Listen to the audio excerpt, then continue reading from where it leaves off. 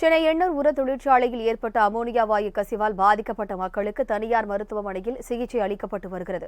கூடுதல் விவரங்களை செய்தியாளர் மணிகண்டன் நேரலையில் வழங்க கேட்கலாம். வணக்கம் மணிகண்டன், தற்போது பாதிக்கப்பட்டவர்கள் எப்படி இருக்கிறார்கள்? கூடுதல் விவரங்கள் என்ன?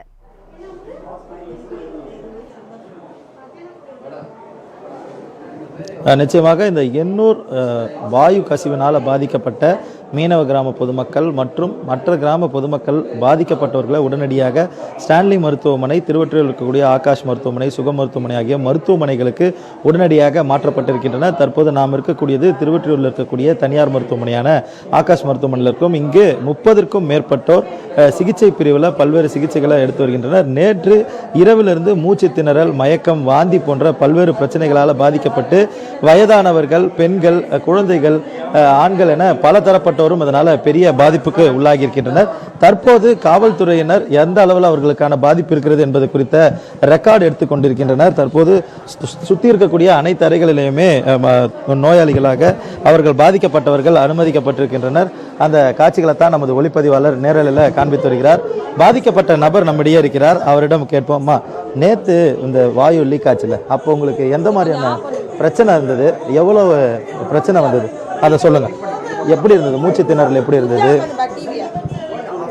மூச்சு திணறல் பற்றி சொல்லுங்க. எப்படி இருந்தது?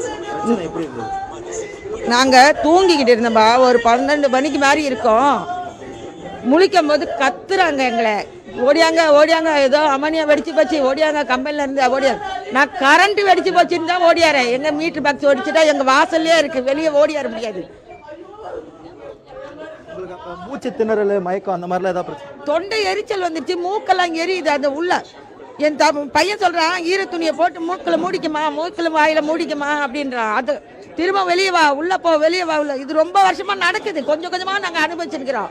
எங்க வயிற்றுல தேடினா கெமிக்கல் தான் இருக்குது. எங்களுக்கு செக் பண்ண கெமிக்கல் தான் இருக்கு. இப்போ வந்து அமோனியாவும் சேர்த்து கொடுக்குறாங்க. வருஷத்துக்கு ஒரு 5 கிலோ அரிசி கொடுப்பாங்க. எங்க ஊருக்கு வருஷத்துக்கு 5 கிலோ அரிசியும் 1 கிலோ பருப்பும் கொடுத்துருவாங்க. 2 குண்டா சாப்பாடு கொடுப்பாங்க மழை நிவாரணத்துக்கு. அதெல்லாம் எங்களுக்கு கொடுத்துட்டு இப்படி மொத்தமா உயிரை எடுக்கிறாங்க. எந்த பிரச்சனைனால நீங்க வந்து மருத்துவமனையில் அனுமதி? கடல்ல வந்து ஒரு பைப் அமோனியா கப்பல் வந்து நிக்குதுப்பா. அதுல இருந்து இவங்க வேலைக்கான அமோனியா எடுக்கிறாங்க. அங்க ஏதோ பைப் லீக் ஆயிட்டு இருக்கு. வெடிச்சிருந்தா நாங்களாம் வந்து அந்த பல்ல வரைக்கும் கூட வந்திருக்க முடியாது. வெடிச்சிருந்தா டக்குன்னு பொட்டு பொட்டுன்னு விழுந்துட்டு இருப்போம். இது லீக் ஆனதான் எங்களை இந்த அளவுக்கு கொண்டு வந்திருக்கு. இது அதான் சொல்றாங்க, எல்லாம் வெடிச்சிருந்தா ஒரு வடிவேல் படத்துல கொசு மருந்து அடிச்சு பட்டு பட்டுன்னு விழுவுறாங்க. அந்த மாதிரி நாங்கள் வெளியே வந்து விழுந்துருப்போமே தவிர இது லீக் ஆயிருக்கு. ஆனால் அந்த அளவுக்கு ஹெவி பவர் இவங்க வச்சு நடத்துறாங்க. ஆனால் எங்களை மாதிரி ஏமாளிங்களுக்கு ஒன்றும் தெரியலப்பா. ஒரு 5 கிலோ அரிசி கொடுத்தாலும் 1 கிலோ பருப்பு கொடுத்தாலும் வாங்கிக்கிட்டு நாங்கள் இருந்துடுறோம். மழை காலத்துக்கு இப்போ பாரு குண்டாந்துக்கிட்டு போய் ஒரு 2 குண்டா சோறு வாங்கிட்டு வந்துடுவோம். தொடர்ந்து இதே போல 30க்கும் மேற்பட்டவர் இந்த மருத்துவமனையில் அனுமதிக்கப்பட்டிருக்கின்றனர். 3 நபர்கள் தீவிர சிகிச்சை பிரிவில் வயதானவர்கள் என்ற காரணத்தினால, அவர்களால் மூச்சு திணறல் என்பது அதிகமாக இருக்கும் காரணத்தினால 3 நபர்கள் தீவிர சிகிச்சை பிரிவில் அனுமதிக்கப்பட்டு தற்போது சிகிச்சை அளிக்கப்பட்டு வருகிறது. இதை தவிர்த்து இந்த மருத்துவமனை மட்டுமல்லாமல் அருகாமையில் இருக்கக்கூடிய இன்னொரு தனியார் மருத்துவமனையிலும் இந்த மூச்சு திணறல், மயக்கம், வாந்தி உள்ளிட்ட பிரச்சனைகளால் பாதிக்கப்பட்டு பொதுமக்கள் அனுமதிக்கப்பட்டிருக்கின்றனர். மேலும் ஸ்டான்லி அரசு மருத்துவமனையிலும் பொதுமக்கள் அனுமதிக்கப்பட்டிருக்கின்றனர். ஸ்டான்லி அரசு மருத்துவமனையில் இந்த வாயு கசிவினால் பாதிக்கப்பட்ட மக்களை நேரடியாக சந்தித்த மருத்துவத்துறை அமைச்சர் மா சுப்பிரமணியன் அடுத்தபடியாக இந்த தனியார் மருத்துவமனைக்கு வந்து நோயாளிகள், அதாவது பாதிக்கப்பட்டிருக்கக்கூடிய பொதுமக்களை அவர்களது நேற்று எந்த மாதிரியான சூழல்களுக்கு அவர்கள் ஆளாக்கப்பட்டனர் என்பது குறித்து விசாரிப்பதற்காக இன்னும் சற்று நேரத்தில் இந்த மருத்துவமனைக்கு வர இருக்கின்றனர். காட்சிகளை நம்மால் பார்க்க முடிகிறது.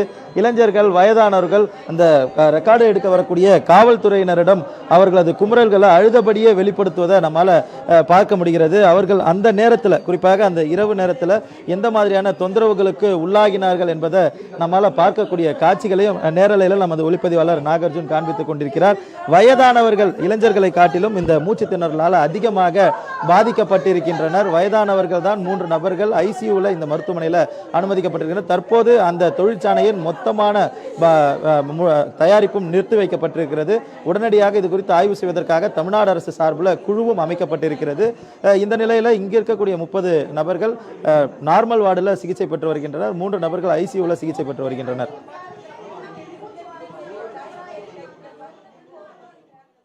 மணிகண்டன், அந்த வாயு கசிவு ஏற்பட்ட தனியார் ஆலையிலிருந்து ஏதேனும் விளக்கம் அளிக்கப்பட்டிருக்கா? அவர்கள் தரப்பிலிருந்து மக்களுக்கு ஏதேனும் நிவாரணம் அளிக்கப்படுவதாக ஏதேனும் அறிவிச்சிருக்காங்களா? அது பற்றிய தகவல் இருக்கா?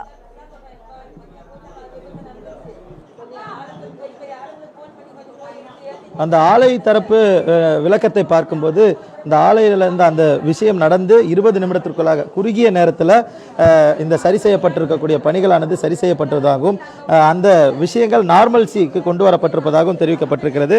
அது மட்டுமல்லாமல் தொடர்ந்து அடுத்த கட்டமாக அவர்கள் ஸ்டாண்டர்ட் ஆப்ரேட்டிங் ப்ரொசீஜர்ஸ் எனப்படக்கூடிய எஸ்ஓபி முறையில் அவர்களுக்கான பணிகளை முன்னெடுத்திருப்பதாகவும் இதன் காரணமாக உரிய தர நிர்ணயத்தின்படியே அவர்கள் அந்த பணிகளை மேற்கொண்டிருப்பதாகவும் அவர்கள் விளக்கம் அளித்திருக்கின்றனர். பொதுமக்களுக்கு அளிக்கப்படக்கூடிய நிவாரணம் குறித்தெல்லாம் எந்தவித விளக்கமும் அவர்கள் தரப்பில் தெரிவிக்கக்கூடிய செய்திக்குறிப்பில் இல்லை. ஆனால் தமிழ்நாடு அரசு சார்பில் நேற்றைய தினத்திலிருந்தே சுற்றுச்சூழல் துறை, தமிழ்நாடு மாசு கட்டுப்பாட்டு வாரியம் ஆகிய அதிகாரிகள் நேரடியாக சம்பவ இடத்திற்கு விரைந்து வந்து அவர்களுக்கான பாதுகாப்பு நடவடிக்கைகளையும் எடுக்கப்பட்டிருக்கக்கூடிய விஷயங்களையும் ஆராய்ந்திருக்கின்றனர். குறிப்பாக அமோனியாவின் அளவு குறிப்பிட்ட அளவை விட காட்டிலும் 5 மடங்கிற்கு மேலாக உயர்ந்திருப்பதை அவர்கள் குறிப்பிட்ட அறிக்கையை வெளியிட்டிருந்தனர். இந்த சூழ்நிலை தான் தமிழ்நாடு அரசின் நடவடிக்கையின் மூலமாக, தமிழ்நாடு அரசு எடுத்துள்ள நடவடிக்கையின் மூலமாக அவர்களுக்கு இந்த கோரமண்டல் இன்டர்நேஷனல் எனப்படக்கூடிய உரம் தயாரிக்கும் தொழிற்சாலையின் பணிகள் முழுவதுமாக நிறுத்தி வைக்கப்பட்டிருக்கிறது என்று தமிழ்நாடு அரசு தற்போது அறிவித்திருக்கிறது.